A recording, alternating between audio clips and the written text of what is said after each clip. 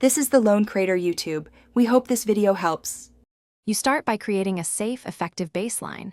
Make sure the surface is cool and dry. Put on gloves, grab a microfiber towel, and shake the Weiman bottle well. Next, apply a pea-size amount or a short spray 6-8 inches away, then immediately spread with light pressure in the grain direction. This prevents streaks and embeds cleaner into the finish. Once done, buff gently with a clean section of the towel until you see a uniform sheen.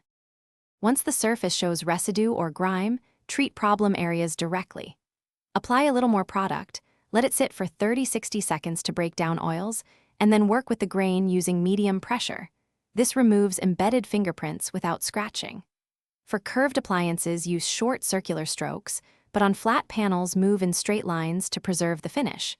Make sure to wipe residual cleaner with a lightly damp cloth before the final buff, so you do not trap dirt under the polish.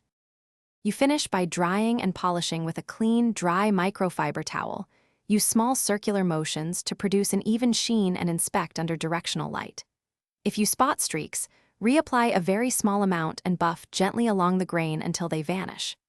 If a persistent haze or residue remains, clean the area with a 1:10 vinegar to water solution, rinse, dry thoroughly, and then reapply the Weiman cleaner. This removes mineral film. Thanks for watching. Consider subscribing if we helped you.